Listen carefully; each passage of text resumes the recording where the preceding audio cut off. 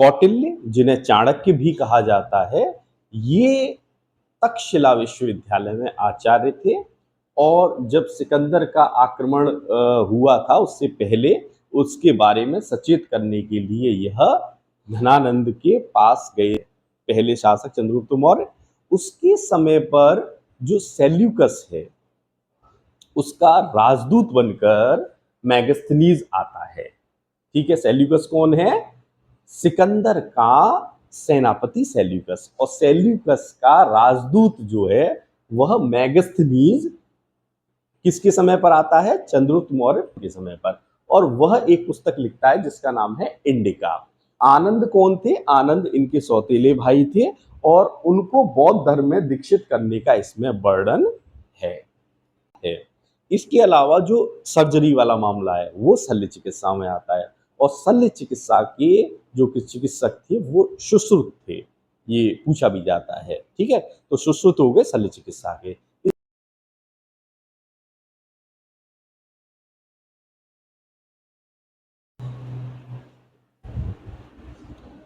दोस्तों नमस्कार, आज का हमारा टॉपिक है प्राचीन भारतीय इतिहास के साहित्यिक स्रोत, यानी कि प्राचीन भारतीय इतिहास को जानने के लिए जो साहित्यिक स्रोत हैं उनके बारे में हमें जानकारी करना। साहित्यिक स्रोत से मतलब ग्रंथ, पुस्तकें या अन्य लिखित रूप में जो है उन्हें हम साहित्यिक स्रोत कहते हैं, तो उनके बारे में हमें जानकारी करना। क्या है? पहला है अर्थशास्त्र, इसके लेखक हैं कौटिल्य, और यह हमें मौर्यकालीन प्रशासनिक, सामाजिक, आर्थिक एवं अन्य जानकारी मिलती है इससे हमें। कौटिल्य, जिन्हें चाणक्य भी कहा जाता है, ये तक्षशिला विश्वविद्यालय में आचार्य थे और जब सिकंदर का आक्रमण हुआ था उससे पहले उसके बारे में सचेत करने के लिए यह धनानंद के पास गए थे, जहां इन्हें एक तरीके से अपमानित होना पड़ा था और उसके कारण वह इतना परेशान हुए और इतना उन्हें बुरा लगा कि उन्होंने नंद वंश को समाप्त करने के लिए एक मुहिम चलाई और उस को समाप्त किया और चंद्रगुप्त मौर्य को मौर्य वंश का संस्थापक बनाकर प्रथम शासक उन्होंने बनाया। ये उनका संक्षिप्त परिचय है। उनकी जो पुस्तक है मौर्यकालीन प्रशासनिक, सबसे पहली बात है प्रशासनिक। प्रशासनिक से मतलब है जो अर्थशास्त्र है उसका मुख्य जो कहना चाहिए विषय ही एक तरीके से उस समय की प्रशासनिक राज व्यवस्था को बताना है। कैसे? कि उनका एक कोड है जिसमें वो लिखते हैं, एक तरीके से श्लोक है कि प्रजा सुखे सुखम राज्ञः, यानी कि प्रजा के सुख में ही राजा का सुख है। यानी कि प्रजा के लिए, सुख के लिए, कल्याण के लिए जो कार्य कर सकता है वो राजा को करने चाहिए, उसमें ही उसका सुख निहित है। यानी कि एक तरीके से लोक कल्याणकारी जो राज्य की अवधारणा अब हम देखते हैं वो हमें चाणक्य उस समय पर बताते हैं। इसके अलावा न्याय की व्यवस्था हो, इसके अलावा जनता के लिए एक तरीके से जो वेलफेयर वर्क्स हो सकते हैं वो सारे किए जाएं, गुप्तचर व्यवस्था हो, जो अधिकारी हैं उन्हें एक तरीके से अच्छे काम के लिए पुरस्कार भी दिए जाएं और बुरे कार्य के लिए उन्हें दंडित भी किया जाए। इसके अलावा वो एक बताते हैं कि राज्य जो है उसको चलाने के लिए राजा को मंत्रियों की भी आवश्यकता पड़ेगी और मंत्री जो हैं वह उस कार्य को अच्छी तरह से करेंगे, राजा को सलाह देंगे। 18 विभाग बताए हैं जिन्हें मंत्रियों, आमात्यों द्वारा चलाया जाए। एक तरीके से पूरी हमारी राज व्यवस्था उन्होंने उस समय की बताई है। देखिए, इसके बाद है सामाजिक, यानी कि उस समय का जो सामाजिक स्ट्रक्चर था उसके बारे में भी वो बताते हैं कैसे क्या हो। आर्थिक, चूंकि इसका नाम ही अर्थशास्त्र है तो आर्थिक स्थिति भी वो बताते हैं कि किस तरीके से हमें कितने टैक्स लेने चाहिए, क्या करना चाहिए जनता पर आर्थिक बोझ न पड़े। ठीक है, ये सारी जानकारियां हमें चाणक्य द्वारा रचित, कौटिल्य द्वारा रचित अर्थशास्त्र में मिलती है। इसके बाद हमारा दूसरा है इंडिका, यानी कि ये पीरियड जो है वह मौर्यकालीनी समय चल रहा है। मौर्यकालीनी जो समय है उसमें जो चंद्रगुप्त मौर्य है, पहले शासक चंद्रगुप्त मौर्य, उसके समय पर जो सेल्यूकस है उसका राजदूत बनकर मैगस्थनीज आता है। ठीक है, सेल्यूकस कौन है? सिकंदर का सेनापति सेल्यूकस, और सेल्यूकस का राजदूत जो है वह मैगस्थनीज किसके समय पर आता है? चंद्रगुप्त मौर्य के समय पर। और वह एक पुस्तक लिखता है जिसका नाम है इंडिका। और इंडिका जो है वह मूल रूप में अब हमें नहीं मिलती है। इंडिका जो है वह मूल रूप में हमें नहीं मिलती है। उसको एक तरीके से कहा जाए कि जो उस लेखक हैं उनके द्वारा यह कहा गया है अपनी पुस्तकों में कि ऐसा कुछ इंडिका में कहा है, ऐसा इंडिका में कहा है, तो हमें उनके रेफरेंस से, यानी कि उनकी बुक के द्वारा पता चलता है कि मैगस्थनीज की जो इंडिका है उसमें ये सारी चीजें होंगी। इंडिका मूल रूप में नहीं है। जैसे लेखक कौन कौन से हैं? स्ट्रैबो, जस्टिन, डियोडोरस, ठीक है, ये सारे जो लेखक हैं उनके द्वारा लिखी गई पुस्तकों में हमें यह मिलता है कि इंडिका में क्या है। ठीक है, अब इंडिका के विषय में है मौर्यकालीनी नगरीय प्रशासन, सामाजिक, आर्थिक एवं अन्य जानकारी मिलती है। यानी कि नगरीय प्रशासन, जो प्रशासनिक व्यवस्था यहाँ थी वही यहाँ पर आकर आ जाती है। नगरीय प्रशासन, नगरीय प्रशासन के बारे में वो बताते हैं कि इसको, नगर को चलाने के लिए 6 उप समितियां होती थी। 6 उप समितियां क्या बताती हैं कि 6 उप समितियां अपने अपने कार्य करती थी। जैसे प्रथम उप समिति जो है, इससे पहले ये बताऊंगा मैं कि जो 6 उप समिति हैं उनमें कुल टोटल 30 सदस्य हैं। और जब 6 में कुल टोटल 30 है और 6 में कुल टोटल 30 है, ठीक है, तो प्रत्येक में हो गए 5-5। ठीक है, 5-5 करके 6 उप समितियां होगी। प्रथम जो उप समिति है वह उद्योग से संबंधित है, इस तरीके से वो है। ठीक है, दूसरी जो है वो विदेशी कार्यों से संबंधित है। ठीक है, तो इस तरीके से है वो 6 उप समितियां अब पूरे नगर के प्रशासन को देख रही हैं। इस बारे में बहुत अच्छा वर्णन उन्होंने किया है। इसके बाद है सामाजिक स्थिति। सामाजिक स्थिति जो थी उसके बारे में वो बताती है। एक बात है कि सामाजिक स्थिति में समाज को इन्होंने 7 वर्गों में बांटा है। जैसे जल्दी जल्दी बता देते हैं। दार्शनिक, किसान, पशुपालक, कारीगर, सैनिक, निरीक्षक और सभासद। इस तरीके से 7 वर्गों में इन्होंने समाज को बांटा है। और 7 वर्गों में जब समाज को बांटा है, इसमें व्यापारी नहीं है।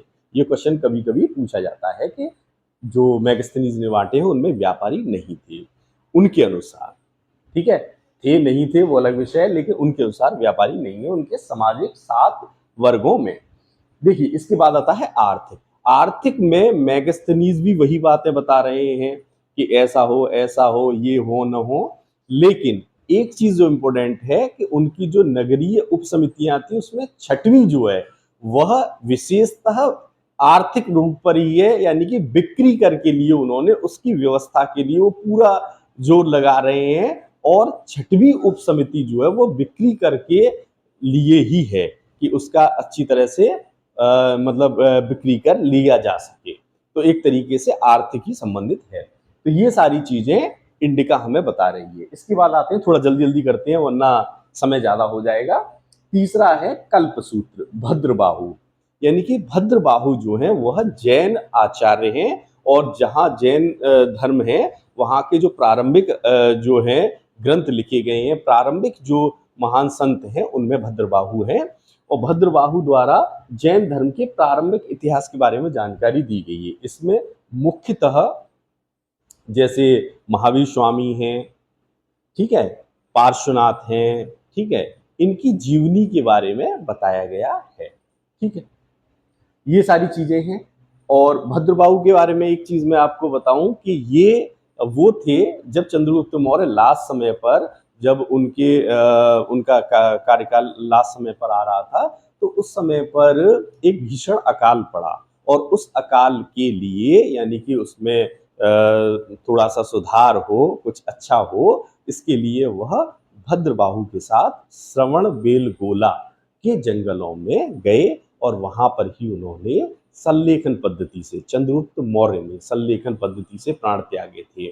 ठीक है, अब ये सारी चीजें हैं, थोड़ा थोड़ा जोड़ते जाते हैं लेकिन जल्दी जल्दी करते हैं।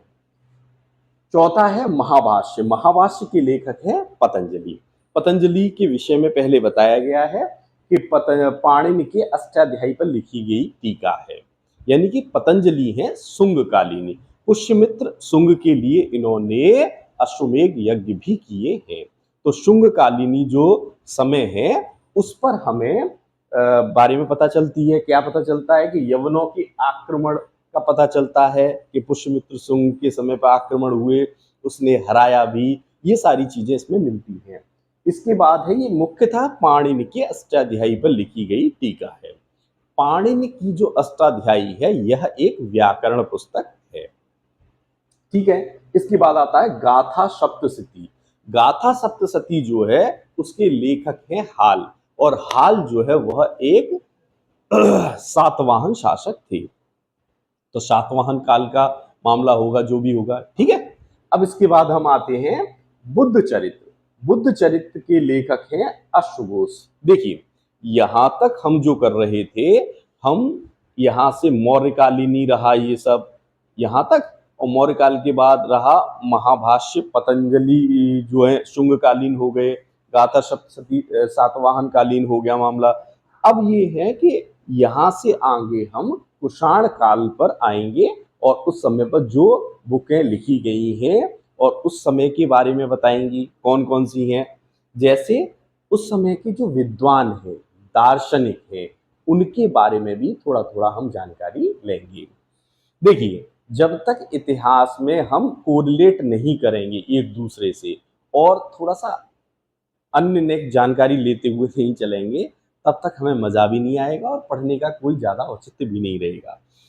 सबसे पहले है इसमें तीन हम देखते हैं, अश्वघोष, वसुमित्र और अश्वघोष, वसुमित्र, चरक, नागार्जुन, यानी कि चार हैं। इनको हम फिलहाल यहां देखते हैं।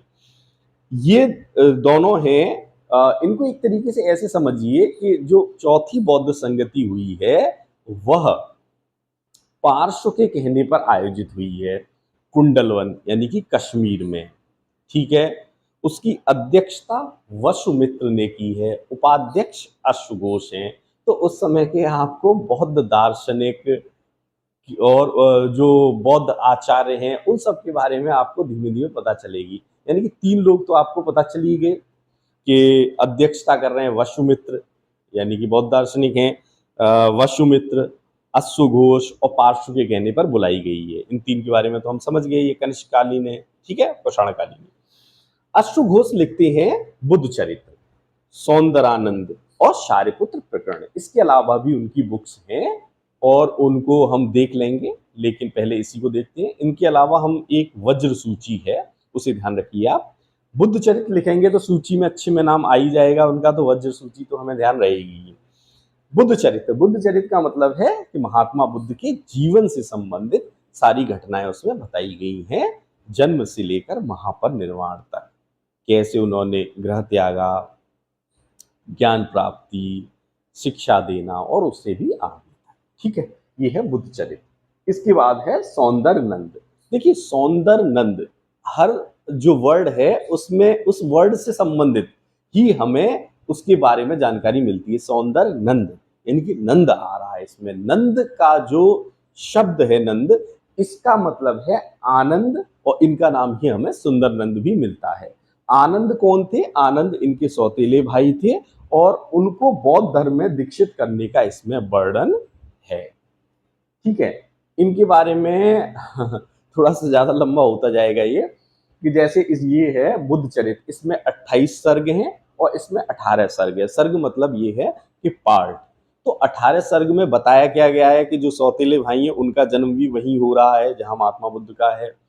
जन्म के बाद जैसे जैसे वो आगे बढ़ते हैं और महात्मा बुद्ध अपना वहाँ चले जाते हैं, बौद्ध धर्म की स्थापना होती है। फिर जब वो लौट कर आते हैं तो वह नंद के घर पर भी जाते हैं और नंद के घर पर एक तरीके से बौद्ध भिक्षु के रूप में भिक्षा मांगते हैं उनसे। तो उसके बाद वह वहाँ से बिना भिक्षा लिए हुए चले आते हैं। जब उनसे वे वहाँ से चले आते हैं उसके बाद उनकी जो पत्नी उसने दिखाई है, यानी कि आनंद की पत्नी जो सुंदरी दिखाई है, सुंदरी उनकी पत्नी का नाम है, सुंदरी जो है उनकी पत्नी है। और उसके बाद उनका दिखाया है कि कैसे वो वहाँ जाते हैं बौद्ध संघ में, वहाँ पर दीक्षा लेते हैं, फिर उनका विलाप भी दिखाया है। तो इस तरीके से 18 सर्ग उसमें हैं। ठीक है। इसके बाद है सारिपुत्र प्रकरण। सारिपुत्र कौन है? सारिपुत्र महात्मा बुद्ध के जो है वह शिष्य थे। सारिपुत्र तो उनका भी बौद्ध धर्म में दीक्षित होना सारिपुत्र प्रकरण में बताया गया है। ठीक है। इसके बाद है विभाषा शास्त्र, वसुमित्र, बात हो ही गई। अश्वघोष, वसुमित्र, इनके बारे में बात हो ही गई। इसके बाद है चरक संहिता। देखिए चरक संहिता, चरक संहिता जरूर देखिए, क्योंकि ये चरक चरक यानी कि हमारी आयुर्वेदिक चिकित्सा जो है उसके कहना चाहिए स्टार्टिंग के जो महान चिकित्सक हैं उनमें उनका नाम आता है और आज तक है चरक का। तो चरक संहिता जो है वह एक, इससे पहले थोड़ा सा ये समझिए कि जो हमारा चिकित्सा शास्त्र है वह दो पार्ट में डिवाइड है। प्राचीन जो चिकित्सा शास्त्र है, एक तो काय चिकित्सा होती है, एक शल्य चिकित्सा होती है। काय चिकित्सा का मतलब है एक तरीके से रोगों के बारे में पता करना, उनके निदान को देखना, शारीरिक जो स्ट्रक्चर है उसके बारे में बताना, ये सारी चीजें जो हैं वह काय चिकित्सा में आता है। इसके अलावा जो सर्जरी वाला मामला है वो शल्य चिकित्सा में आता है। और शल्य चिकित्सा के जो कि चिकित्सक थे वो सुश्रुत थे, ये पूछा भी जाता है। ठीक है, तो सुश्रुत हो गए शल्य चिकित्सा के। इसके बाद जो हमें आयुर्वेद के बारे में, काय चिकित्सा के बारे में और ये सारी चीजें बताती हैं वो बताते हैं चरक। ठीक है, सर्जरी के मामला सुश्रुत का हो गया और उस सारी चीजें हमें ये चरक बता रहे हैं आयुर्वेद से संबंधित। ठीक है, मुख्यतः वो बताते हैं कि वात, पित्त और कफ, यही हमारे 3 तरीके के दोष होते हैं शरीर में, और सारी चीजें चरक बताते हैं, उनके निदान भी बताते हैं। ठीक है, इनका जन्म मुख्यतः बताया जाता है, क्योंकि एक तो समस्या ये है कि हमारे पुराने जितने भी महान व्यक्ति हुए हैं उनके बारे में पूरी जानकारी नहीं मिलती है। चरक के बारे में पूरी जानकारी नहीं मिलती है, लेकिन एक जानकारी के अनुसार ये कश्मीर में हुए थे। ठीक है, इसके बाद आता है शून्यवाद। शून्यवाद के रचना की है नागार्जुन ने। देखिए नागार्जुन जो है वह एक बौद्ध दार्शनिक है और मल्टी टैलेंटेड पर्सन है नागार्जुन थे। नागार्जुन के विषय में हम देखें तो उन्होंने शून्यवाद बताया और बहुत ही सटीक, यह एक दर्शन है जिसे आप देखें तो शून्यवाद, जिसे कि माध्यमिक दर्शन भी कहा जाता है, उसका मुख्य कंसेप्ट ये है कि वक्त परिवर्तनशील है। जैसे हम आज हैं वैसे अगले क्षण नहीं रहेंगे, यानी प्रति क्षण व्यक्ति या सृष्टि बदल रही है, परिवर्तनशील है, यही शून्यवाद है। और सही भी है, जैसे हम हैं और जाने कब धीमे धीमे बड़े होते होते होते होते वो बुढ़े हो जाते हैं, पता भी नहीं चलता है जाने कब क्या होता है। तो वो प्रति क्षण व्यक्ति सृष्टि बदल रही है, यही शून्यवाद है। और यह शून्यवाद माध्यमिक दर्शन जो है वह आइंस्टाइन के सापेक्षतावाद जो है उससे मेल खाता है। इसलिए नागार्जुन को भारत का आइंस्टाइन भी कहा जाता है। किसे? नागार्जुन को। नागार्जुन को अभी यहां तक मत रुकिए, इससे आगे आइए। नागार्जुन जो है वह मैंने पहला ही एक शब्द बोला था, मल्टी टैलेंटेड है। तो कई आयाम हैं उनके व्यक्तित्व के और बहुत सारी जानकारियां दे रहे हैं। जैसे है रसायन शास्त्र, रसायन शास्त्र के बारे में भी वो बता रहे हैं, विविध प्रकार के रसायनों के बारे में बता रहे हैं, इनसे ये होता है या वो होता है। ठीक है, इसके बारे में उन्होंने रस रत्नाकर भी लिखी है। इसके बाद है धातु विज्ञान। धातु विज्ञान के बारे में धातुओं के निष्क्रमण, धातुओं के मिश्र धातुएं, या यहाँ तक कहा जाता है कि नागार्जुन ने पारा से सोना बनाने तक की विधि लिखी है अपनी पुस्तकों में। ठीक है, तो क्या है नागार्जुन? ठीक है, इसके बाद है आयुर्वेद, यानी कि आयुर्वेद के बारे में भी नागार्जुन बता रहे हैं, इतना विस्तृत जानकारी। तो मेरी समझ में ये आया कि शायद ये सारी चीजें आपकी समझ में आ गई। Thank you.